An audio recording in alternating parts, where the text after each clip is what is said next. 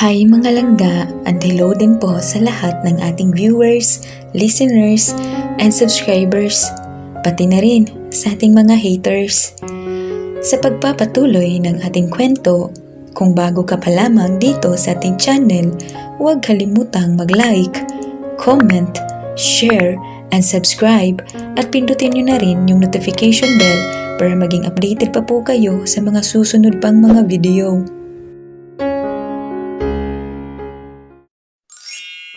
Tunghayan po natin ang ika-16 na kabanata ng Mafia Queen, My Wife.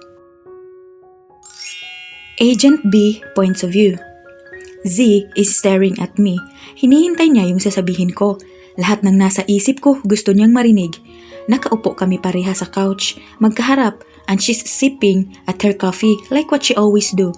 Actually, I want to tell everyone about what I know, pero alam kong hindi matatahimik ang bunganga ni E at baka madulas pa. E is the most talkative among us at isa pa si D na pinakamadaling madulas. Hindi niya kasi namamalayang nasasabi na pala niya. Also, A and C, if they knew about Liam, they won't hesitate to kill him. Knowing them being aggressive when it comes to the late brother of Miss Monica. Kaya si Z lang at ako ang dapat na makaalam. She's a genius. She knows how to handle this kind of situations na kung saan may dalawang taong maiipit sa problema. She also know how to keep a secret. Ibinaba niya yung tasa ng kape at saka ngumiwi. Ano na? Mauubos na yung kape ko pero wala ka pa rin sinasabi dyan. I just sighed and nodded. Fine. Tinitigan ko siya ng mata sa mata. Bago ako na-track ng lalaking humabol sa akin, nakita ko yung profile ni Boss Liam. Pero bago ko pa mabuksan ng tuluyan, ay nahack na agad nila ang system ng gadgets ko. Pero sabi mo, alam mo na yung pangalan niya, di ba? Narinig ko sa voicemail na sinend mo sa akin pero putol. Tumango ako. Yes, I've read his name at nakalagay doon ang tunay niyang pangalan ay Kevin Mendoza. I saw how she frowned because in what I've said. Oh, okay? It doesn't make sense at all. Remember when Boss Marco died? May paulit-ulit na sinasambit si Boss Monica noon habang may hawak-hawak na papel. Unti-unting nag-iba ang reaksyon niya. Ngayon ay gulat na siya at tila may naalala. Miss Monica wants to kill only one person and its name is Kevin Mendoza? Umawang ang labi niya at humawak sa ulo na para bang sumakit yun dahil sa nalaman niya. Maski ako, kanina ko lang din na-realize yung nang magising ako. Napag-isip-isip ko na hindi itatago ang katauhan ni Boss L kung hindi siya importante. Flashback. Maingay. Puro mga usap-usapan ng mga taong nakikiosyoso at mga usapan ng mga pulis ang bumubuo ng ingay dito. Nakakasilaw din yung ilaw na nanggagaling sa sasakyan ng mga pulis at ambulansya, pati na rin yung flash ng kamera. Napatingin kami kay Monica na nakayuko habang nakakuyom ang mga palad. Naiiyak kami dahil sa sitwasyon niya. It's her 21st birthday today. Kagagraduate niya lang last week from a university at nagpasya sila ni Sir Marco na mag-celebrate ng solo. Tapos na kami mag-celebrate last week kaya nag-solo banding sila ngayon and this is very heartbreaking. Para bang sinasadya ng tadhana, nasaktan siya ng gusto. Lahat ng mahal niya sa buhay ay kinukuha. Tahimik kaming nakikinig sa kanya. Inaabangan namin ang sasabihin niya but she didn't utter a word. Walang buhay siyang nakayuko at nakatingin sa kamay niyang nakakuyom. Ang kulay puti niyang bestida ay nabahira ng kulay pula. Maski ang mga kamay niya at hita ay may mga dugo, nakakalungkot, masakit, pero kailangan naming tanggapin na wala na si Sir Marco. Kevin. Nagkatinginan kami nang biglang maiusal si Boss Monica. Mahina pero sapat na para marinig namin. Unti-unti siyang nag-angat ng ulo at kitang-kita namin ang galit sa mga mata niya habang nakatingin sa pinangyarihan ng krimen. Ramdam ko yung galit na nararamdaman niya kaya nanatili kaming tahimik. I'll kill you. I'm gonna fucking kill you. Nagtagis ang mga ngipin niya. Kevin Mendoza. At doon niya binuksan yung palad niyang nakakuyom kung saan nakita namin ang isang lukot na papel na may bakas ng dugo. Meet me in the corner of Pastry Avenue Cafe at exactly 7:30 and please huwag kang magsama ng iba. We need to talk. Kevin Mendoza. I will never forgive you, she said while clenching again her fist and gritting her teeth. End of flashback. Nang dahil sa nalaman namin ngayon, hindi ko maiwasang maawa kay Miss Monica. Sinadyang patayin ang mga magulang nila. Makalipas ang ilang taon ay pinatay din ang kuya niya. We've been her agent since we were 13, kaya alam naming lahat ang nararamdaman niya na nawala ng pamilya.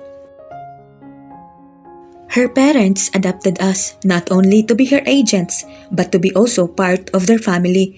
Kaya malaki ang utang na loob namin sa kanila, lalong-lalo na si Z. Dahil sa aming 6 na agents, si Z ang may pinakamasamang karanasan. But what are we gonna do now? Baka sa mukha niya ang pag-aalala. We need to do something, B. Baka patayin siya ni bossing pag nagkataon. Calm down, Z. Sumandal ako at ngumiti. That's why, ikaw lang ang pinagsabihan ko nito. Dahil unlike them, hindi ikaw yung tipo ng taong kikilos agad. I know that inside your head, you're planning to do something without anyone's consent. She froze for a second and smiled. Yeah, she nodded. Let's not do anything for now. Let's just watch them and protect them. Boss Liam has an amnesia kaya paniguradong walang mangyayaring masama. Let's observe first. If something wrong happens, then we'll make our own move, I said. She sipped again to her coffee. Alright. On Monica's point of view, brum, brum, bishik, bishik, drit, drit, boom, boom. Napahawak ako sa sentido ko habang pinagmamasdan siyang naglaro na parang bata. Nakaupo siya sa swivel chair pero paharap sa sandalan tapos pinagdikit-dikit niya yung mga materials like roller, ballpen, marker, fastener, and other office objects gamit ang scotch tape. The idiot made a toy gun out of those things. He's like fighting an army using those stupid DIY gun. I can't concentrate. He's been like that for more like 4 hours straight. Wala siyang ibang ginawa kundi magpaikot-ikot sa loob nitong opisina ko. I can't focus on my job. Hindi pumapasok sa utak ko yung mga papeles na kailangan kong pirmahan. So, I ended up looking at him and watching his stupidity while I'm standing here in the glass wall. Nakapamulsa akong pinagmamasdan siya. Bang! Bang! Umandar yung upuan niya, paikot sa likod ko tapos napunta siya ulit pabalik sa may bandang pinto. Hindi mo ko mahuhuli. Awu! Awu! Then back in driving his chair. Is the screw inside his head got loosened? He's weird as fuck. Napaisip ako bigla. Why did I marry him? Oh, don't worry. It's just a sudden marriage, Monica. Stop thinking. Pagpasensyahan mo na at medyo... No. Isang malaking tanga na tinubuan ng magandang mukha at katawan ang napangasawa mo. Besides, you have no choice. You need him, di ba?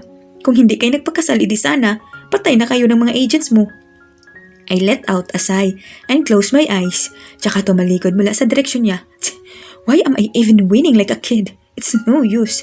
We've been together for 2 weeks. He even faced near death because of me. We also have an agreement. He's acting as my husband, then I'm going to find his identity. It's a fucking win-win situation. Ngayong nakadalawang linggo na kaming magkasama, magreklamo pa ba ako? No. I just have to wait. I think I need to make a move against the council. Should I kill them one by one? Kung papatayin ko ang lahat ng miyembro ng council, buong underground society naman ang papatay sa akin. I suddenly remembered my brother. His smile, laughter, his frowning forehead whenever I did something bad. His annoying voice, his hugs, and his fucking awesome moves. When someone tries to kill us, damn, I miss everything about him. Flashback. Monica, may tanong ako. Biglang tanong niya sa akin habang patuloy ako sa pagbabasa ng libro. It's my birthday today pero nababad trip ako dito kay kuya. He gave me a dress. I hate wearing dresses. It's uncomfortable. Then the worst part, it's color white. Sa dami ng kulay, yung pinakadumihin pa talaga ang binili niya. Aish! Kuya Marco and his taste are the worst. What is it? Sagot ko nang hindi siya nililingon. I'm busy reading. Ano ba talaga ang pangarap mo? I suddenly froze because of his question. I mean, di ba nung bata ka pa, ang gusto mo ikaw yung maging mafia queen? Tapos, years after, ayaw mo na. Ano bang balak mo sa buhay mo? Dream? Yeah. Being a mafia queen was my dream. Do I have any plan on my life? I don't know. I just want to enjoy my remaining years. I believed in the saying, you only lived once. Ngumiti ako at umiling. I just want to be married someday. Sinara ko yung libro at ipinatong sa mesa. Humarap ako sa kanya at humalumbaba. I want to be married to the man that I truly love, like a princess who's marrying her prince. I want my wedding to be simple but full of happiness. Pinitik ko yung noo niya, then I chuckled. At ikaw, ang gusto kong maghatid sa akin sa altar, kuya. Sandali siyang tumahimik bago tumawa. Pinisil niya yung magkabilang pisngi ko na parang nanggigigil. Naku, itong kapatid kong ito, dalagang-dalaga na. Marunong ning lumande. Kay Vanessa mo ba natutunan yan? Kakagraduate mo lang ng college tapos asawa agad? What the heck? Kinurot ko yung kamay niya kaya napaaw siya. Hindi landi, tawag doon. Umirap ako tsaka sumandal sa upuan ko. It's my dream. I want to have a normal family. Yung klase ng pamilyang malayang nakakapamasyal ng walang inaalalang panganib sa paligid. Yung pamilyang masaya at walang kaaway. Legal, walang nagbabanta sa buhay. Malaya, simple, masaya at... Napatingin ako sa salaming nasa tabi ko kung saan nakikita ko ang isang pamilyang naglalakad sa sidewalk. Hawak kamay habang masayang nagtatawanan. Kumpleto. Then, silence. Alam kong nakaramdam din siya ng lungkot dahil sa sinabi ko. I didn't mean to say it. I just miss them. Our parents, they died years ago, but they are still here in my heart. They will never be erased from my memory. It's too painful for me, being abandoned by my parents unintentionally. They already left us forever. They died early. I'm sorry. Narinig ko ang pagbasag ng tinig niya kaya napalingon ako sa kanya at napalunok nang makitang may luhang tumutulo sa mga mata niya. I'm sorry that we're incomplete. I'm sorry that it's just the two of us celebrating your birthday every year. Without them, I felt my cheeks getting wet because of the tears flowing out from my eyes. I'm sorry because I'm not able to bring them back. I'm sorry because I can't do anything that time. I'm weak. I'm fucking useless. I'm a loser. All I did is to stand there and watch them, slowly dying while crying, begging for help. But as me, being their useless son who can't even protect myself back then, I can't. I cut his sentence off by hugging him before he totally breaks down. I hate seeing my brother crying. I hate seeing him sad, weak, and blaming himself for our parents' death. It's not his fault being unaware that time. He's not weak. He's strong. So strong that he raised me alone while he's studying and managing our family business at the same time. He's not useless. He used all his efforts to protect me and gave all of my needs as his sister. He's not a fucking loser. Kuya Marco is the best brother in the world and I'm very thankful having him as a brother. Shut up, you gay. It's not your fault. Kinutungan ko siya kahit na tumutulo pa din ang luha sa mga mata namin. Sinisisi mo pa rin yung sarili mo hanggang ngayon sa pagkawala ni na mami at daddy? Gusto mong sapakin kita, kuya? I heard him laughing while sniffing. How dare you hurt me? Marunong ka nang mambatok ah. Umayo siya ng upo at pinunasan ang luha niya gamit ang braso tsaka kumuha ng panyo sa bulsa at mukha ko naman ang pinunasan. Stop crying. It doesn't suit you. Inirapan ko lang siya. Whatever. Monica? Nilingon ko siya nang nakasimangot. What? Happy birthday. He smiled, then leaned closer and kissed my forehead. I'm always here at your side, Sisi. I love you. He hugs me again, so I hug him back too. He hugs me tightly, as if it will the last time that he'll be able to be with me. It's more like he's silently bidding goodbye to me, and I fucking hate it. I love you too, kuya. Stay with me? I will. No, you're a liar, kuya. You left me. Iniwan mo ko, kuya. Like what our parents did. You left me alone. Alone in this fucking world. I'm facing them alone. Every day I'm killing different people but I don't know what I'm fighting for. Bakit? Sabi mo you'll stay with me pero bakit iniwan mo pa din ako? Is it really hard being with me? Am I cursed? Bakit lahat kayo iniiwan ako? First, mom and dad. Then you. Why? May nagawa ba akong mali? Hindi ko ba deserve na magkaroon ng karamay sa lahat ng bagay? Is this my fate? Do I really have to be this miserable? Being the one who always left behind. Being alone. Being sad and broken. I'm hurt. It hurts like hell but there's no one else who can understand me so I'm always taking the pain alone. Do I really deserve to be alone? Hindi. I was taken aback when a pair of arms suddenly hugged me from behind. It's hugging me so tight as if he wants me to stay with him. Hindi ka nag-iisa. I felt my tears flowing down to my cheeks while staring at his reflection in the glass wall, who's staring at me too with a hint of sadness and pain in his eyes. Hindi ka naman kahit kailan naging mag-isa, Monica. Then he placed his head in my right shoulder. Liam. I called his name. His eyes is full of sadness but he managed to let out a comforting bright smile. Nandyan lang sila, nasa paligid mo, nag-aalala sa'yo. Ramdam nila kung ano yung nararamdaman mo. Isiniksik niya yung mukha niya sa leeg ko. Ikaw lang tong nagkukulong sa sarili mong nakaraan kaya hindi mo napapansin na may mga taong papalang nandyan at handang dumamay para sa'yo na higit lang sa pagiging amo ang tingin sa'yo, kundi isang kaibigan. Matalik na kaibigan. I suddenly feel complete. Pakiramdam ko, wala nang kulang sa akin. It's like my broken pieces are finally now back into a whole piece. Gumaan yung pakiramdam ko. His warm hugs, it make me feel comfortable and calm. I don't want this to end. Hindi ka naming iiwan. Hindi kita iiwan. Umikot paharap sa kanya tsaka siya niyakap pabalik. Nakasandal ako sa dibdib niya habang mahigpit niya akong yakap-yakap. Napapikit ako. I feel safe in his arms. I feel secured na para bang wala nang iba pang masasarap sa ganitong sitwasyon. Thank you. I whispered to him. Although it's just a whisper, I know that he heard it because I felt him smiling while hugging me tight.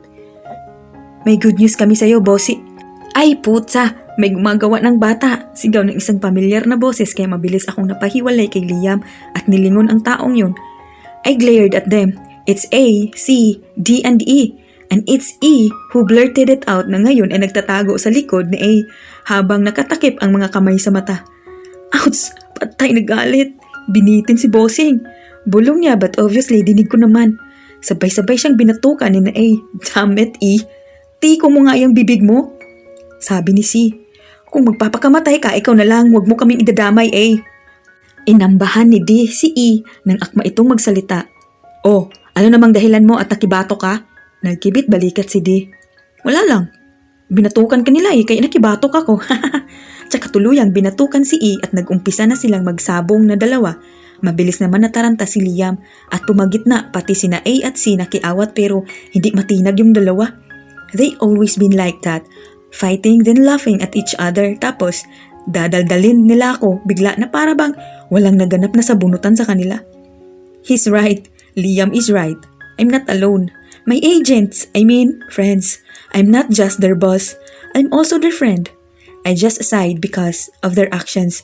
I'm focused about Liam's identity these days kaya hindi ko na napapansin pa yung mga bagay-bagay na nasa paligid ko. I didn't even realize that my agents did a lot of sacrifice and B almost died because of my orders. I need to unwind. Boss, okay ka lang? Mon. I faced them and smiled a little bit. Nakita ko kung paano sila nagulat sa pagngiti ko pero si Liam nakatitig lang sa akin habang medyo nakanganga pa. I'm fine. Umupo ako sa swivel chair ko at sumandal. Tell me the good news that you're talking about. Nagsiayos sila at pumunta sa harap ko habang si Liam naman ay umupo din sa swivel chair pero katulad kanina ay nakaharap siya sa sandalan. Umandar yung upuan papunta sa tabi ko. He's sitting beside me. About the news, ngumiti sila. Gising na si B, bossing. Kagigising niya lang sabi ni Z at may sasabihin daw siya regarding doon sa nahanap niyang information about sa, alam niyo na, ngumuso si E kay Liam. Ngumiwi si Liam tapos tumakbo pabalik sa likod ko na parang nagtatago habang nakahawak sa sandalan ng upuan ko. Mon, si E gusto akong ikis. Dinilaan siya ni Liam kaya natawa ako. Si Mon nga, sa noo ko lang ni kiss Tapos ikaw sa bibig, ew! Agad na namula yung pisngi ko dahil sa sinabi niya. Binigyan naman nila ako ng mapanuksong tingin lalo na si E. Ang sarap barilin ng mukha. Ay! They said in chorus, I just gave them my poker face but my face is still burning in red. Sinundot-sundot ni Liam yung magkabilang pisngi ko.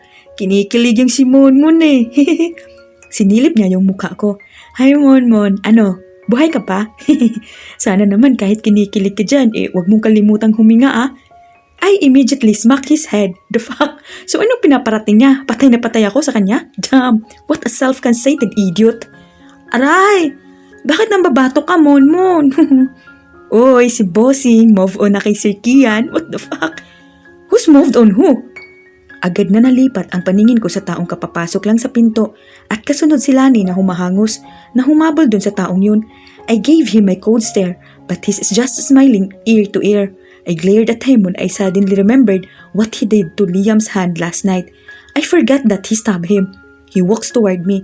Nanahimik naman sila and I'm actually confused about Liam's reaction. Para siyang tigring umaangil sa gilid ko. Hey, A, B, C, D, E, and Z, what's up? Bati niya kay na A na ginantihan lang ng ngiti bago siya bumaling sa akin. Nice to see you again, Nika. Then he faced Liam and smiled wider. Yo, I see that you're really working hard here. Nice job. Yo mo ulo mo. Pinigilan kong matawa dahil sa binulong ni Liam. Nilingon ko si Lani na nag-aalala ang ekspresyon ng mukha. I'm sorry, Miss Monica, but Sir Kian insists himself to come in. I just nodded to her, then faced my agents. Girls, you can leave. Let's talk about it later. Ngumiti lang sila tsaka sunod-sunod na lumabas kasama si Lani. Nang kaming tatlo na lang ang nandito, ay nakangiting hinatak niya ang isang upuan para makaupo sa tapat ko. Nakipagtitigan pa siya sa akin, then kay Liam bago nagsalita. So, are you not going to leave too? Nika and I have to talk privately. No! Mabilis na sagot ni Liam. I chuckled because of his answer. Hindi ako aalis dito, hindi. Then he stick his tongue out like a kid that made Kian frown. Childish. He glared at Liam. Pribadong pag-uusap ang gagawin namin kaya pwede ba? Umirap si Liam and I'm shocked when he grabbed my arm and hugged it. I saw how Kian clenched his fist. Like what he always do whenever he's upset or jealous. Pwede din ba? Liam glared at him. Kung may isang tao akong dapat sundin dito, si Monmon lang yun dahil hindi naman ikaw yung asawa ko. Hindi makapaniwalang tumawa siya. Monmon? He faced me. Nika, you're letting him to call you with that stupid name? Hindi yun stupid, ikaw stupid. At hindi Nika ang pangalan niya. Shut up, I'm not talking to you. Hindi rin naman ikaw ang kausap ko. Yung ballpen yung kausap ko, di ba? Ballpen? What? Ha? I knew it. You're an idiot. Ano? Sinong idiot ha? Gusto mo sapakan tayo, ha? Akala mo nakalimutan ko na ginawa mo, ha? Fine, come on, let's do it outside. Moron, akala mo urungan kita? Bakit sa labas pa kung pwede namang dito na lang? Enough! I said. I sighed because of them. Natahimik silang dalawa pero kita ko pa rin yung tila kuryenteng nanggagaling sa masamang tingin nila. Tumayo ako kaya napabitaw sa akin si Liam. Now, I have their attention.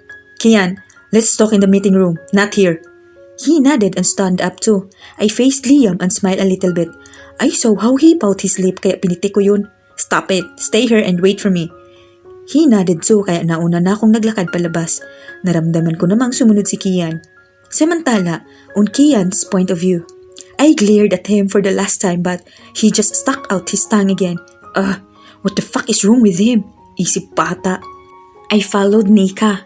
She gave some orders to Lani, then we headed our way to the meeting room. Tunggu saan ang pag-uusapan natin? Tanong niya agad pagkabukas pa lang niya ng pinto ng meeting room. I sat in the swivel chair.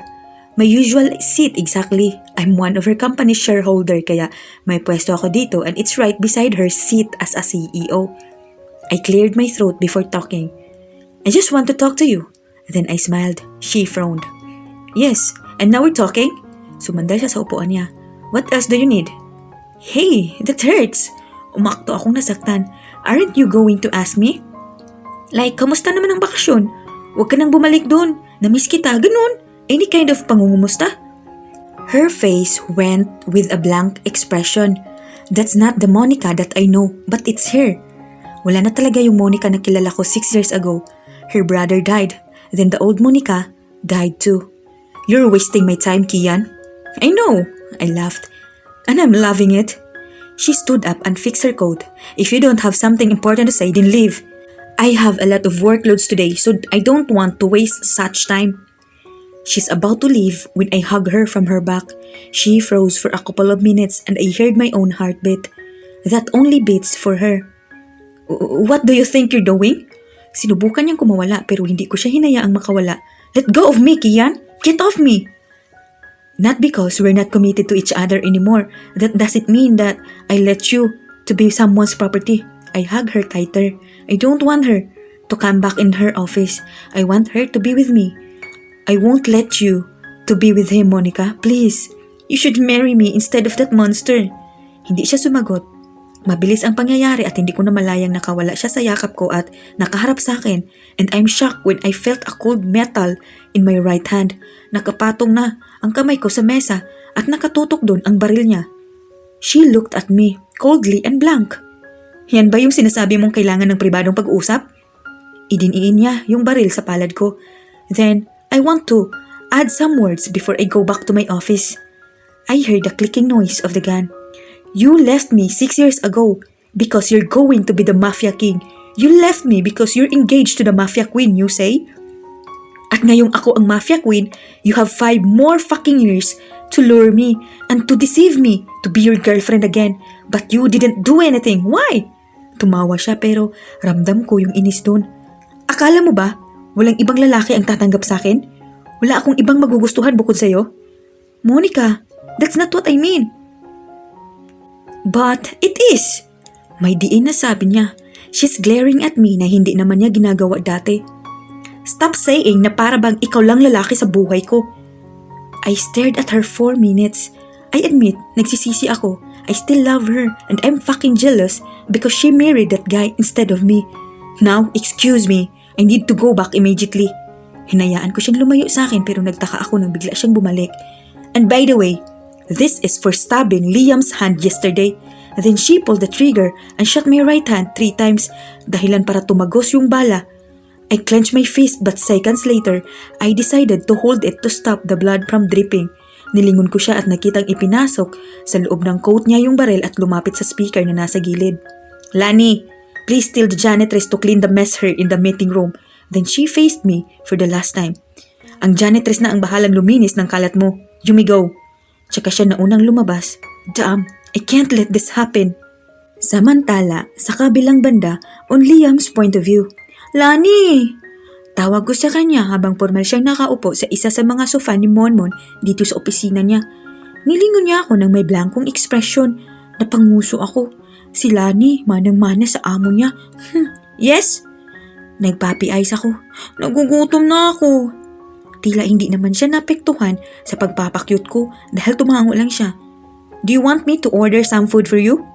Umiling lang ako. Gusto ko kasabay si Monmon. Okay. Sagot niya tapos nag-ring yung telepono sa gilid ng pader malapit sa pinto kaya tumayo siya para sagutin yun. Napasimangot ako. Ano ba yan? Saan ba pinaglihitong si Lani? Bakit ang isnabera? Siguro nung pinanganak to nabitawan ng doktor kaya ang sungit-sungit. Pareha sila ni Monmon. Inaatras abante ko yung upuang di gulong habang nakatingin sa kanya. Nakaharap ako sa sandalan at nakapatong doon yung baba ko. Ilang minuto na akong nag-aantay dito. Ang tagal ni Monmon bumalik. Hindi naman kaya... Imagine.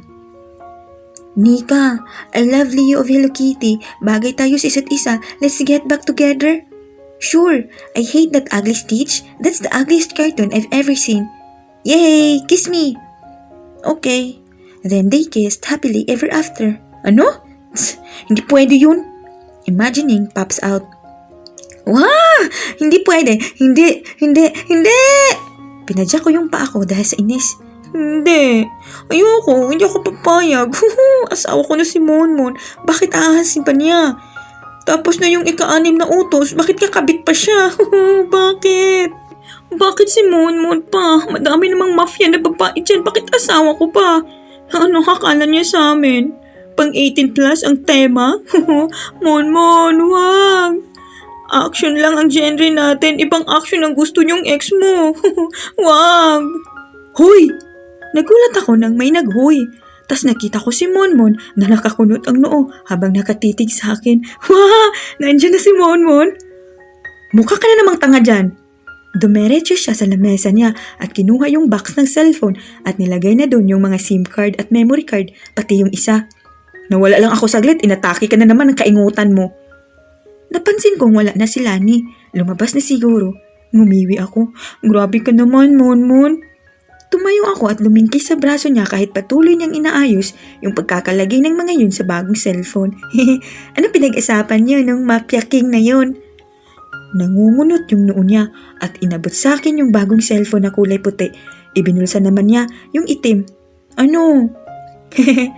Baka kasi nag-uusap na kayo kung paano ako pagtaksilan nang hindi ko nalalaman kahit halata naman sa inyo kasi napanood ko na yan sa ika-6 na utos ni na Georgia, Emma at Rome. Ganun. Haray! Masakit! Piningot niya yung tenga ko. Sadista si Monmon. Kung ano-ano namang umiikot dyan sa gamong-gumong utak. Humarap siya sa akin at pinisil yung ilong ko. Wanna have lunch with me? Tsaka siya ngumiti. Nagliwanag yung mukha ko at nawala lahat ng iniisip ko. Magdi-date na naman ba kami? Nakakakilig naman tong si Monmon. Sabi na crush din ako nito eh. Kunwari pa, kita mo naman, niyahiya niya akong mag-date kasama niya. O yung mga lalaki dyan, hindi nyo alam kung gaano kaswerteng magkaasawa ng isang mafia. At akin lang tong si Monmon.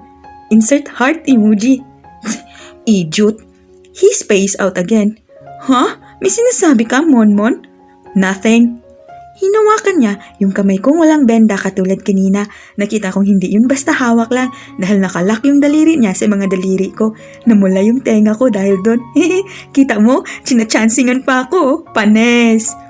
Come on. Nauna siya naglakad kaya nahatak na niya ako para sumunod sa kanya.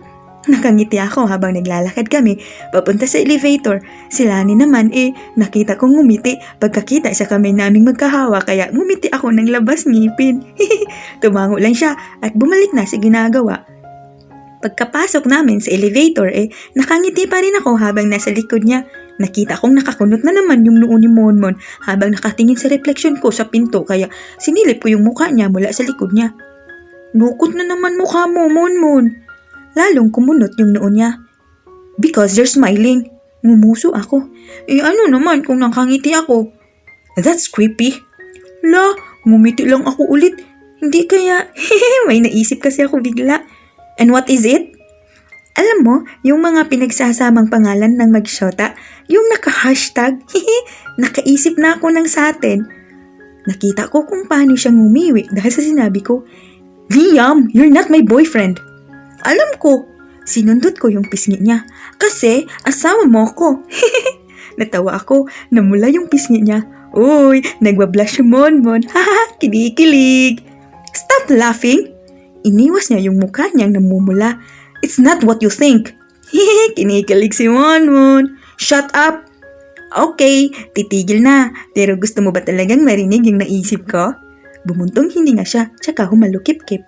Fine, what is it? Lumapad yung ngiti ko dahil gusto niyang marinig yung naisip ko. Ang sweet niya talaga. Liamon! What? Hashtag Liamon. Napanguso ako nang tumaas yung kilay niya. Ayaw niya ba? It sounds like lamon for me. Napalitan ng dismayadong ekspresyon yung taas kilay niya.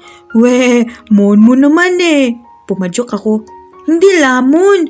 Liamon. Liam plus Monmon equals Liamon. Hashtag Liamon. Stop whining like a kid. Mukha kang sira. Pero Monmon, sumagi lang sa isip ko yun kanina. I-appreciate mo naman. Yeah, right. Umirap siya, kaya lalo akong napanguso. Liamon. More like lamon. It really sounds lame for me. Hindi na lang ako nagsalita. Grabe, nakakatampo. Di naman lang na-appreciate. Napansin niya yata hindi ako nagsasalita, kaya bumuntong hininga siya. Fine, Liamon at its finest. I love it. Sarkastiko. Sinimangutan ko siya. Ang plastic mo, Monmon. I love it, hubby. I love it, hubby. I love it, hubby. Hubby? Tinawag niya akong hubby? Blush overload. Oh, kinilig ka. Napatingin ako sa kanya na nakalabas na pala ng elevator. Nakaekis na naman yung mga braso niya habang nakatitig sa akin. Bigla siyang ngumiti at kumaway. Hi Liam, buhay ka pa? Sana naman, kahit kinikilig ka dyan, huwag mong kalimutang huminga Sabay ngisi tsaka tumalikod at nauna nang naglakad. Napanganga ako sa sinabi niya hanggang sa mapagtanto kong yun din yung eksaktong sinabi ko sa kanya kanina. Oy, Monmon, tinawag mo akong hubby? Tsaka, hindi ako kinikilig Assuming ka, hoy! Tumakbo ako at hinabol siya. Hindi ako kinikilig. Bakit ako kikiligin? Hindi ako kinikilig. Pero, tinawag niya akong hubby. Ang sarap pakinggan.